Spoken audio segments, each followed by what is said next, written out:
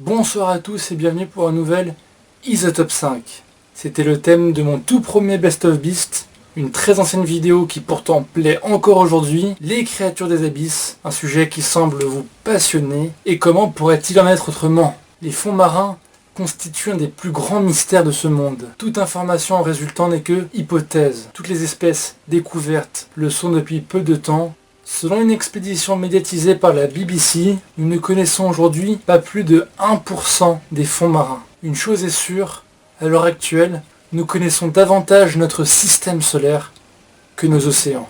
Il faut dire, c'est un si grand univers, bien plus grand que nombre d'entre nous ne peuvent l'imaginer. Comprenez bien que dès 200 mètres de profondeur, on peut parler de fonds marins, d'abysses. Et en effet, c'est déjà une profondeur incroyable que nous avons mis beaucoup de temps à pouvoir atteindre. Et pourtant, bien plus profondément que cela, il existe tout un univers. Pour vous donner une vague idée de cela, la fosse Marianne, connue aujourd'hui comme étant, à notre connaissance, le point le plus profond du monde, s'enfonçant jusqu'à 11 000 mètres de profondeur, soit largement plus profond que le mont Everest est élevé, sachant que le mont Everest est le toit du monde, l'endroit le plus haut de notre planète, et qu'à l'aide d'un sous-marin drone, sans personne à l'intérieur autre qu'une caméra, nous avons pu voir qu'il existait de la vie à plus de 8 000 mètres de profondeur, soit exactement une profondeur équivalente à la hauteur du mont Everest. Et 7800 mètres en dessous des 200 mètres de profondeur qui nous impressionnaient déjà. Notre planète étant en grande partie constituée d'océans, inutile de vous dire que c'est un univers gigantesque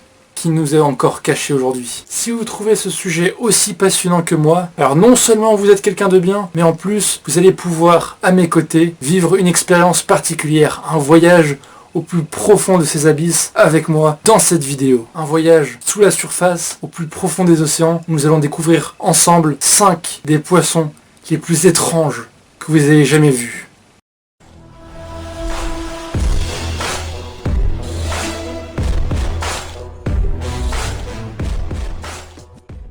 L'intro était déjà bien longue, mais avant de commencer, j'aimerais mettre une petite chose au clair. Peut-être vous demandez-vous ce que sont réellement les abysses.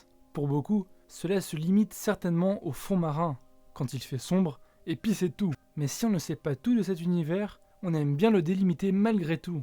Les abysses, au sens le plus strict du terme, est une zone des profondeurs se situant entre 4000 et 6000 mètres de profondeur. Mais dans l'idée générale, les abysses commencent à 200 mètres de profondeur jusqu'au point le plus profond des océans. La réalité est qu'il y a 3 grandes zones à distinguer en premier lieu. Les plus grands étendues abyssaux, c'est-à-dire la partie la plus élevée, un équivalent de la haute mer en plus sombre. Pas de sol, de récifs, juste de l'eau, du noir et des vilains poissons. Ensuite, il y a les plateaux abyssaux, c'est pour ainsi dire le sol des océans, et ces derniers s'étendent sur tous les océans, et comme je vous l'ai dit, on en sait très peu de choses. Enfin, il y a les failles abyssales. Oui, le terme abyssal revient beaucoup, mais ça, va falloir vous y faire pour cet épisode. Ces failles se retrouvent tout le long des plateaux abyssaux, la plus connue étant la fosse Marianne dont je vous ai parlé plus tôt. Si vous voulez être précis, les grands étendus abyssaux sont eux-mêmes séparés en plusieurs parties très distinctes, à savoir la zone mésale, qui s'étend de 200 à 1000 mètres de profondeur, aussi appelée zone crépusculaire ou zone de pénombre, la zone bassiale qui s'étend de 1000 à 4000 mètres, et qui est le plus grand étage océanique. Et si l'œil humain n'a quasiment aucune lumière dès 200 mètres de profondeur, c'est à partir de 1000 mètres que l'obscurité est totale. Pour des yeux prévus à cet effet, quelques reflets subsistent cependant, ceux des créatures qui y vivent, et dont certains ne peuvent produire leur propre lumière, la bioluminescence. Et enfin, il y a la zone abyssale s'étendant entre 4000 et 6000 mètres de profondeur, les vrais abysses. Ici, plus aucune lumière où que ce soit. C'est là que se trouvent les plateaux abyssaux, on parle de plaines abyssales aussi, mais croyez-moi, ce n'est pas si mignon, car ces plaines sont constituées des restes de milliards d'animaux marins morts, parce que sous la pression, les cadavres ne se décomposent pas de la même manière. Et pour finir, il y a la zone hadale, à partir de 6000 mètres de profondeur, et à partir de là, le mystère est presque total. On sait qu'il y a de la faune à ces profondeurs, mais on approche de la spéculation. Par ailleurs, peut-être aurez-vous remarqué que parmi toutes les créatures que l'on peut voir des abysses, il n'y en a pas une qui ne semble pas vous considérer comme un Happy Meal sur pattes. Pourquoi ? Eh bien c'est simple, à cette profondeur, il n'y a aucune lumière, et donc aucune végétation, aucune flore. Il n'y a que 2 sources de nourriture dans les abysses. La neige marine, qui est en grande partie constitué de restes d'animaux qui tombent dans les profondeurs, et les autres créatures des abysses, ce qui fait que presque tous les poissons des abysses sont des prédateurs taillés sur mesure. Chacune de ces créatures serait prête à vous dévorer si on avait l'occasion. Est-ce que c'est pas mortel tout ça? Bon, j'admets jusque-là c'était plutôt du Best of Beast que de l'ISO Top 5, et c'était assez théorique, mais je pense que c'était une introduction nécessaire. Rassurez-vous cependant, vous allez maintenant voir vos monstres terrifiants. Et je tiens à préciser que je ne mettrai aucune création que j'ai déjà mis dans mon Best of Beast, donc pour ceux qui ont manqué cet épisode, en voici une brève énumération en chanson.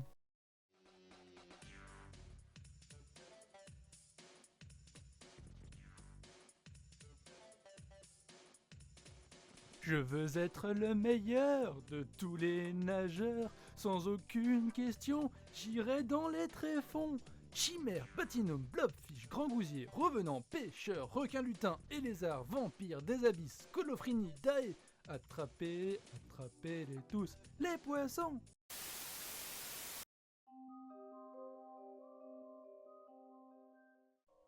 En premier lieu, et pour vous montrer à quel point la découverte des profondeurs est récente et peu étendue, je vais vous présenter une créature découverte en 2012, il y a donc 4 ans seulement. Il s'agit de la Chondrocladia lyra, une espèce d'éponge carnivore qui, sous allure de plante, en profite pour dévorer les malheureux poissons qui passent par là. Bob l'éponge est quand même vachement moins sympa en vrai en fait. Malheureusement, on n'en sait pas plus à son sujet.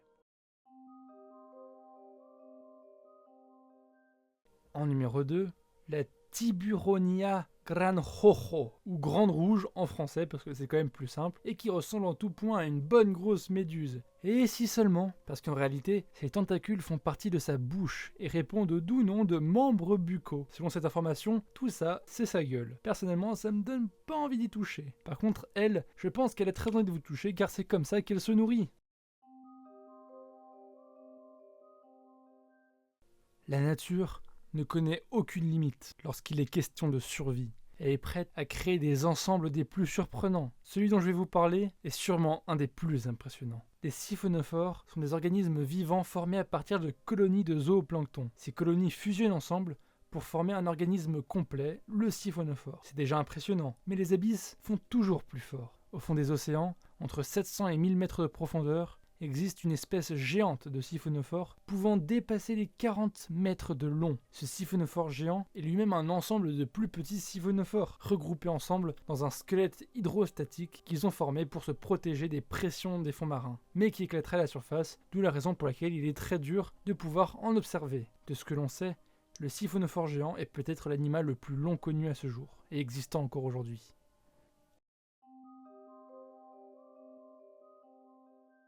Le requin grande gueule n'est pas aussi effrayant que son cousin le lutin, mais il a une méthode de chasse qui le rend assez terrifiant. Comme son nom l'indique, il est capable d'ouvrir sa gueule de telle manière qu'il peut gober tout ce qu'il croise dans son chemin. Il est capable de gober des poissons qui font presque sa taille, et étant donné qu'il fait 5,5 mètres de long, je pense que peu de choses peuvent lui survivre.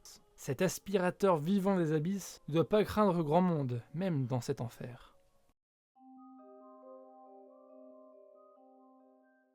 En fin de compte, il serait bon de parler d'un poisson vivant réellement au plus profond des abysses. Si je veux vous donner la moindre information un tant soit peu valable, les choix sont cependant limités. Plus on s'enfonce dans l'obscurité, plus les informations viennent à manquer. Cependant, le poisson incro, souvent appelé poisson ogre et confondu avec d'autres prédateurs similaires, a ce petit plus qu'il vit à plus de 5000 mètres de profondeur, là où la pression est 500 fois supérieure à celle de la surface.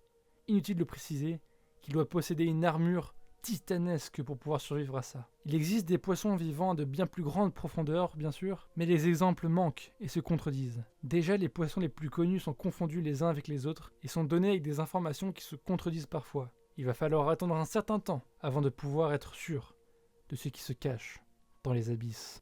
En tout cas, j'aimerais terminer cet épisode sur une notion des plus intéressantes, le gigantisme abyssal.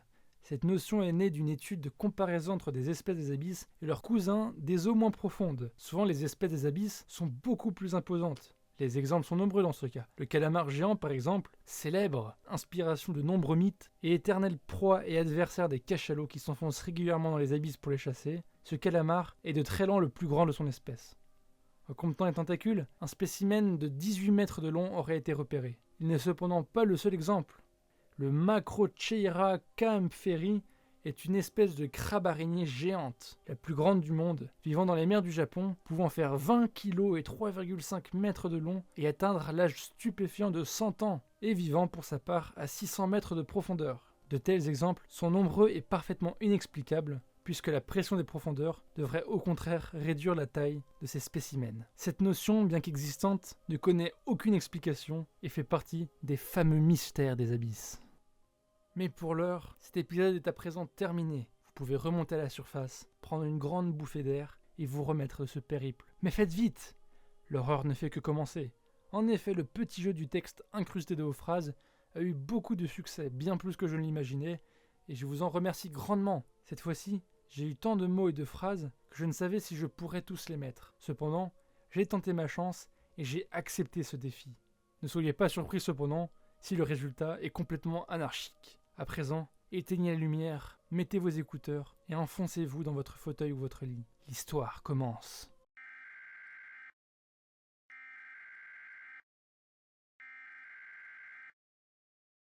Ma montre indiquait minuit moins le quart.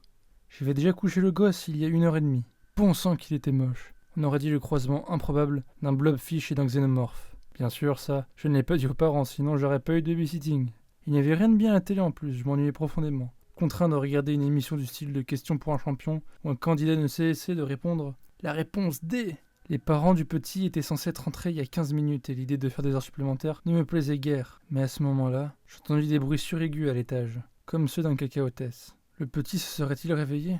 Avec un léger soupir, je me levai et monta à l'étage. Le couloir était plongé dans la pénombre et je ne retrouvais plus l'interrupteur. Mais malgré l'obscurité ambiante, je pouvais voir que la porte de la chambre du gamin était entr'ouverte. Faisant le moins de bruit possible, au cas où il dormirait encore, je m'approchai de la porte. Soudain, je sentis un liquide chaud me tomber dessus. Enfin, je trouvai l'interrupteur à tâtons, et tandis que la lumière revenait, je découvris que c'était du sang qui me coulait dessus avec lenteur. Horrifié, la première chose que je me dis fut « C'est la faute à mes hémorroïdes, ou alors la faute au cassoulet. » Mais très vite, je réalisa que le sang n'était pas de moi, et semblait venir de nulle part. Le cœur battant à tout rompre, j'entrai dans la chambre du gamin pour la trouver vide. Il n'y avait personne dans le lit. Chose plus étrange encore, un message rouge sang était inscrit sur le mur, au-dessus du lit. Et il disait « Les framboises sont perchées sur le tabouret de mon grand-père. » Qu'est-ce que cela voulait dire ? C'était incompréhensible. Il y avait effectivement un tabouret dans la cuisine. Mais que cela signifiait-il ? Le gamin se moquait de lui. Je descendis 4 à 4 les escaliers qui menaient au salon avant de rejoindre la cuisine. Tout le rez-de-chaussée était éclairé, mais à mon arrivée dans la cuisine, les plombs sautèrent, plongeant la maison entière dans l'obscurité. J'entendis alors dans le noir une voix étrange murmurer « Tic, tac, l'horloge tourne !» Au même moment, j'entendis dans le salon l'horloge sonner minuit. Paniqué, je m'emparai de mon téléphone, m'en servant comme lampe torche. Mais le temps que j'agisse, j'étais de nouveau seul, et sur le mur de la cuisine, un nouveau message avait été laissé. Charlie était là. Charlie était le nom du gamin que je gardais, et il était toujours introuvable. Une chose était sûre cependant, la voix que j'ai entendue n'était pas la sienne. Non, c'est impossible, je me fais peur tout seul. Ce sale gamin essayait juste de me faire peur. Décidé à mettre un terme à cette farce, je cherchais les fusibles pour remettre le courant tout en criant. « Je sais que c'est toi qui as fait tout ça, Charlie. Tu as intérêt à arrêter. Je dirai à tes parents. Ça suffit maintenant. Arrête de faire ta dame blanche de chiottes. » Évidemment, aucune réponse. Quelle soirée infernale. Moi qui m'attendais à un babysitting des plus simples, c'était vraiment une grosse vie de merde. Une petite voix suraiguë me murmura alors à l'oreille. « Cherche donc dans la cave. La lumière vient souvent des lieux les plus sombres. » Bien sûr, je n'allais pas suivre le jeu de ce mioche, mais j'avais déjà fouillé toute la maison sans rien trouver. Il ne restait que la cave. Tandis que je descendais dans l'obscurité totale du sous-sol, éclairé seulement de mon téléphone, j'entendais encore et toujours les murmures étranges. Plus cela continuait, et plus je venais à douter qu'il s'agisse de Charlie. « Charlie » criai-je inquiet. « C'est toi ?» Pas de réponse. Alors une voix retentit, quelque part dans la cave, trop loin pour que je puisse l'éclairer. « Ce n'est pas le premier. Beaucoup sont venus. Ils sont toujours là, dans le sous-sol. Ils voulaient me garder, mais les rôles ont changé. J'ai l'impression de marcher sur leur tombe. En voilà un nouveau. Approche, approche. Viens dans le noir. Ta lampe ne changera rien. Elle ne durera pas toujours. » La voix semblait inhumaine, une voix brisée et suraiguë. J'étais pétrifié de terreur, dans l'entrebâillement de la porte donnant sur les escaliers. Tout semblait si insensé, si fou. Devais-je avancer ? Avais-je le choix ? L'idée me vint alors de simplement oublier le gamin et de m'enfuir de cet enfer. Si ce n'était pas une blague, si c'était vrai, c'était la mort qui l'attendait en bas. La voix reprit alors. « Oh, tu as peur ? Qu'il y a un assassin en bas peut-être ? Hé hé hé. Il y en a un assassin mort. Mais approche, approche. Ce n'est pas la mort qui t'attend. C'est pire que ça. C'en fut trop. Je refermai la porte aussi vite que je pus et je me ruai vers la porte d'entrée. Fermée à clé. Les parents m'avaient donné un double. Vite. Je fouillai frénétiquement mes poches pour la retrouver. Mon sang battait à tout rompre dans mes veines. J'entendais quelque chose monter les escaliers. Il approchait. Ce truc. Mes mains tremblaient si fort que je peinais à faire rentrer la clé dans la serrure. La porte s'ouvrit derrière moi. La clé tournait mal. Trop tard. Une main glacée se posa sur ma nuque. Tic, tac, tic, tac. L'horloge a tourné.